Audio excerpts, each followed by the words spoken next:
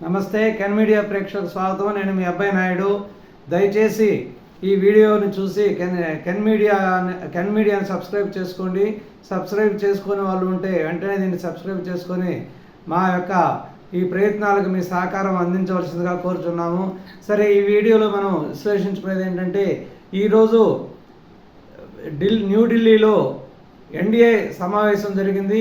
ఈ ఎన్డీఏ సమావేశానికి ముఖ్య అతిథులుగా ఎన్డీఏలోని మిత్రపక్షాలైనటువంటి చంద్రబాబు నాయుడు గారు, బీహార్ సీఎం నితీష్ కుమార్ గారు, జనసేన అధ్యక్షుడు పవన్ కళ్యాణ్ గారు ముఖ్య అతిథులుగా హాజరు కావడం జరిగింది. ఈ ఎన్డీఏ పక్ష సమావేశంలో చంద్రబాబు నాయుడు గారు, పవన్ కళ్యాణ్ గారు, నితీష్ కుమార్ ప్రత్యేక ఆకర్షణగా నిలిచారు.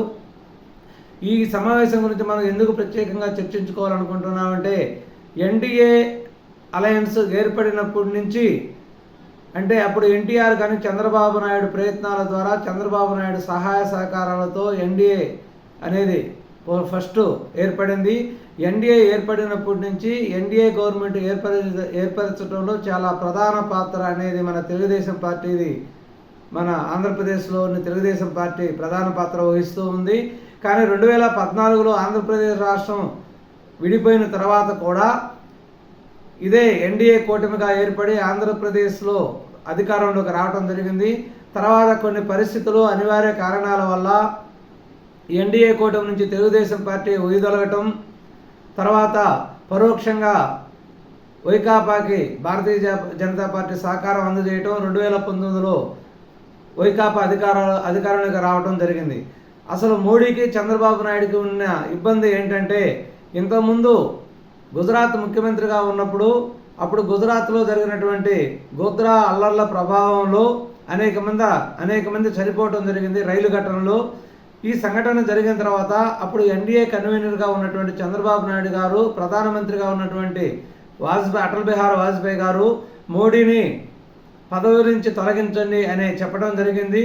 దానికి వాజ్పేయి సమ్మతించి పదవి నుంచి తొలగించాలని ప్రయత్నించగా దానికి ఎల్కే అద్వానీ గారు అడ్డుపడి ససేమరాని లేదు, మోడీనే కొనసాగించాలి అని అప్పుడు చంద్రబాబు నాయుడు గారితో సర్ది చెప్పుకోవడం జరిగింది. ఆ సమయంలో మోడీ గారికి చంద్రబాబు నాయుడు గారు అపాయింట్మెంట్ ఇవ్వకపోవడం, అవన్నీ మనసులో పెట్టుకొని 2014 నుంచి 2019 కాలంలో ఆంధ్రప్రదేశ్ యొక్క అభివృద్ధికి మోడీ గారు పెద్దగా సహకరించలేదు.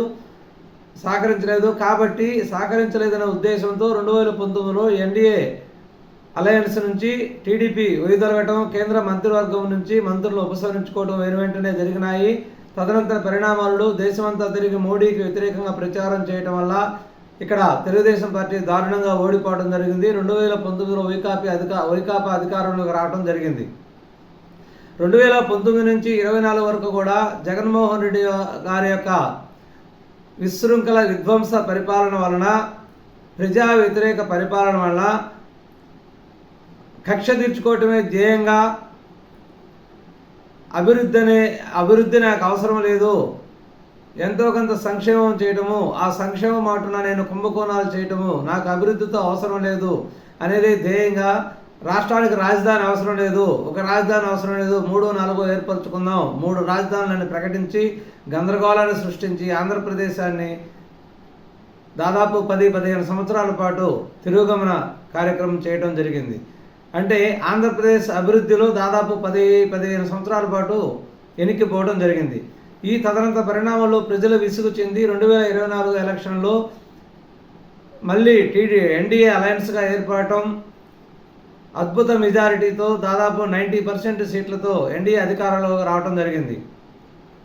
కేంద్రంలో భాజపా కూటమితో ఉన్నటువంటి ఎన్డీఏకి అత్యసురు మెజారిటీ రావటం, అంటే సింగిల్గా బీజేపీకి 240 సీట్లే రావటం, టోటల్ మెజార్టీ సాధారణ మెజార్టీ 272 రావాల్సి ఉండటం, 272కు 240 రావటం, ఖచ్చితంగా అధికారం పొందాలి, మళ్ళీ ప్రధానమంత్రి పదవి చేపట్టాలంటే ఎన్డీఏ మిత్రపక్షాలైనటువంటి నితీష్ కుమార్, చంద్రబాబు నాయుడు మద్దతు అవసరం. ఇందులో అత్యంత నమ్మదగ్గ మిత్రుడు చంద్రబాబు నాయుడు గారే కాబట్టి, ఎందుకంటే పాత ఎక్స్పీరియన్స్ ఉంది, ఇంతకుముందు ఎన్డీఏ కూటమిలో చాలా ముఖ్య పాత్ర వహించినాడు కాబట్టి చంద్రబాబు నాయుడుకు ఎనలేని గౌరవము ఇవ్వటం జరిగింది. అత్యంత గౌరవ మర్యాదలతో చంద్రబాబు నాయుడు గారిని ఈ జరిగిన ఎన్డీఏ మీటింగ్లో మోడీ గారు పక్కనే కూర్చోబెట్టుకొని ఎక్కువ ప్రాధాన్యత ఇవ్వడం జరిగింది. చంద్రబాబు నాయుడు గారు కూడా ఇప్పుడున్న ఆంధ్రప్రదేశ్ పరిస్థితులకు అనుగుణంగా మోడీ గారి మనస్తత్వం ఎరిగిన వ్యక్తిగా ముందే ఎటువంటి డిమాండ్లు చేయకుండా అడగటంతో వెంటనే మేము ఎన్డీఏ కూటమితో కలిసి పోటీ చేశాం కాబట్టి కూటమికే మా మద్దతు అని చెప్పి లెటర్ ఇవ్వటం జరిగింది. ఎటువంటి డిమాండ్లు అనేది నరేంద్ర మోడీ గారి ముందు పెట్టలేదు. ఎందుకంటే నరేంద్ర మోడీ గారి మనస్తత్వం తెలిసి ఇంతకుముందు ఎక్స్పీరియన్స్తో అవన్నీ అనుభవించి కొంచెం దెబ్బతిన్నాడు కాబట్టి అటువంటి నిర్ణయాలు ఏమి చేయలేదు. అటువంటి డిమాండ్లు ఏమి పెట్టకుండా అడగడంతో వెంటనే మద్దతు లెటర్ ఇచ్చి తర్వాత ఎన్డీఏ పక్ష నేతగా నరేంద్ర మోడీ పేరును కూడా చంద్రబాబు నాయుడు గారే ప్రతిపాదించడం జరిగింది.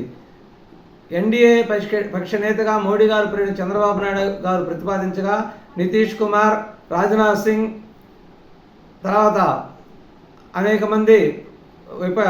మంది ఎన్డీఏ కూటమిలోని నాయకులు మద్దతు తెలియజేయడం జరిగింది. ఈ మీటింగులో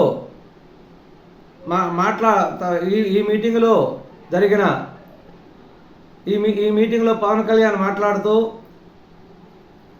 నరేంద్ర మోడీ గారు భారతదేశానికి దూరిన అరుణైన నాయకుడు, గొప్ప నాయకుడు, జమ్మూ కాశ్మీర్ నుంచి కన్యాకుమారి వరకు ప్రజలు మద్దతు పొందిన నాయకుడు, అందరూ కూడా నరేంద్ర మోడీని ప్రధానమంత్రిగా కోరుకుంటున్నారు.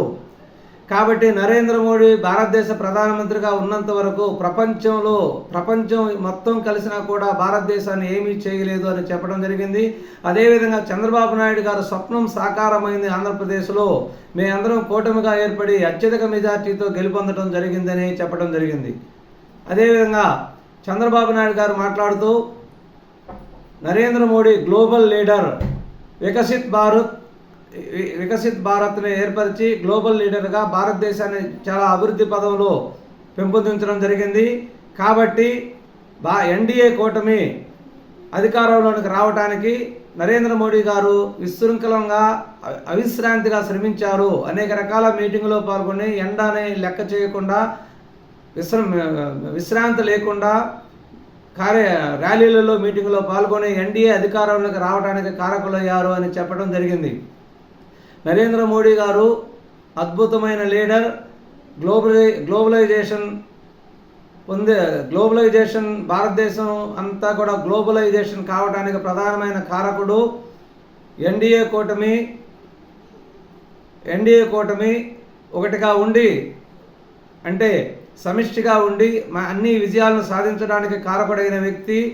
కాబట్టి చాలా గొప్ప లీడర్. మన భారతదేశానికి నరేంద్ర మోడీ రూపంలో లభించినటువంటి ఒక గొప్ప వ్యక్తి. నరేంద్ర మోడీ గారు 2047 అనే ఒక విజన్ డాక్యుమెంట్ని ఏర్పరిచి దాని ప్రకారం గ్లోబలైజేషన్గా అభివృద్ధి చెందడానికి భారతదేశాన్ని ఎంతో అభివృద్ధి పరుస్తాడు అని చెప్పడం జరిగింది. అదేవిధంగా పవన్ కళ్యాణ్ కష్టం, పురంధేశ్వరి సహకారం వల్ల ఆంధ్రప్రదేశ్లో 90% సీట్లు సాధించడానికి ఎంతో ఉపయోగపడింది. కాబట్టి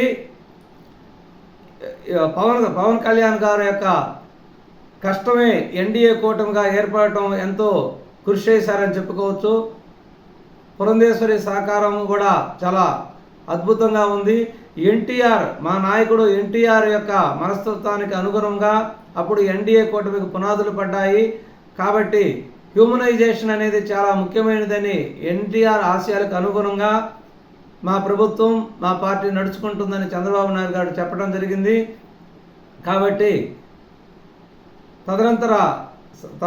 సమావేశంలో నరేంద్ర మోడీ గారు మాట్లాడుతూ చంద్రబాబు నాయుడు గారు, పవన్ కళ్యాణ్ గారు కృషి వల్లే ఆంధ్రప్రదేశ్లో అద్భుత ఫలితాలు రావటం జరిగింది. పవన్ కళ్యాణ్ అనే అతను పవన్ కాదు సునామీ అని చెప్పటం, పవన్ కళ్యాణ్ ప్రత్యేకంగా ప్రశంసించడం జరిగింది. చంద్రబాబు నాయుడు గారు ఎన్డీఏ కూటమితో కలిసి అద్భుత విజయానికి దోహదపడ్డాడు అని చంద్రబాబు నాయుడిని ప్రత్యేకించి అభినందించడం జరిగింది. అదేవిధంగా ఎన్డీఏ కూటమి అధికారంలోకి రావటానికి మా కార్యకర్తలు, పార్టీ నాయకులు విశృంఖలంగా నిరంతరంగా శ్రమించడం వల్ల ఈ విజయం అనేది దోహదపడింది. కాబట్టి ఇప్పుడు భారతదేశంలో ఎన్డీఏ కూటమి ఏర్పడి 30 సంవత్సరాలు కావస్తుంది. 30 సంవత్సరాల నుంచి కూడా ఎన్డీఏ కూటమి భారతదేశాన్ని పరిపాలిస్తూ ఉంది. నన్ను 3వసారి ప్రధానమంత్రి కావడానికి సహాయపడిన కష్టపడిన కార్యకర్తలకి, ఎన్డీఏలోని మిత్రపక్షాలకు అందరికీ కూడా ధన్యవాదాలు తెలియజేయడం జరిగింది. తదనంతరం జరిగిన సమావేశంలో ఎన్డీఏ లోక్సభా పక్ష నేతగా నరేంద్ర మోడీ గారిని ఎన్నుకోవడం జరిగింది. దీన్ని రాజ్నాథ్ సింగ్ ప్రతిపాదించగా అమిత్ షా, నడ్డా గారు, చంద్రబాబు నాయుడు గారు, నితీష్ కుమార్ గారు, దీన్ని కుమారస్వామి గారు సమర్థించడం జరిగింది. ఈ సమావేశంలో దాదాపు ఒక నిర్ణయానికి రావడం జరిగింది. ఎన్డీఏ మిత్రపక్షం అయినటువంటి తెలుగుదేశం పార్టీకి దాదాపు 3 లేదా 4 మంత్రి పోస్టులు ఇస్తారని ప్రపోజల్ పెట్టడం జరిగింది. అదే కేంద్ర మంత్రివర్గంలోకి పవన్ కళ్యాణ్ గారు కూడా ఆహ్వానించడం జరిగింది. ఈ మంత్రివర్గంలోని సభ్యులు నియామకం కొరకు ఈరోజు రాత్రి జేపీ నడ్డా గారి ఇంటికి చంద్రబాబు నాయుడు గారు పోతున్నాడని తెలిసింది. అక్కడ జరిగే సమావేశంలో రాజ్నాథ్ సింగ్, అమిత్ షా, జేపీ నడ్డా గారి సమక్షంలో దాదాపు మంత్రివర్గంలో చేరబోయే తెలుగుదేశం పార్టీ సభ్యులు ఒక కొలిక్కి వచ్చే అవకాశం ఉంది. ఈరోజు రాత్రికి వాళ్ళు ఎవరెవరో కూడా తెలిసే ఉంది. ఇంతవరకు తెలిసిన సమాచారం ప్రకారం కేంద్ర మంత్రివర్గంలోకి తీసిపోయే వ్యక్తులలో కింజరపు రామ్మోహన్ నాయుడు, అదేవిధంగా పెమ్మసాని చంద్రశేఖర్ గారు, వీళ్ళిద్దరూ ఖచ్చితంగా ఉండొచ్చని చెప్పవచ్చు. అదేవిధంగా దగ్గుమల్లి కృష్ణప్రసాద్ గారు ఎస్సీ సామాజిక వర్గానికి సంబంధించి, అదేవిధంగా వేమిరెడ్డి ప్రభాకర్ రెడ్డి గారు పేరు కూడా ప్రముఖంగా వినిపిస్తుందని చెప్పుకోవచ్చు. వీటిల్లో వీళ్ళు కింజరపు రామ్మోహన్ నాయుడు అయితే ఇంకా 100% కింజర రామ్మోహన్ నాయుడు మినిస్టర్గా బెర్త్ ఖాయమని చెప్పుకోవచ్చు. ఈ 3-4 ఎవరనేది దాదాపు రేపు ఉదయానికల్లా కూడా ఒక కొలిక్కి వచ్చే అవకాశం ఉంది. నమస్కారం, ధన్యవాదములు.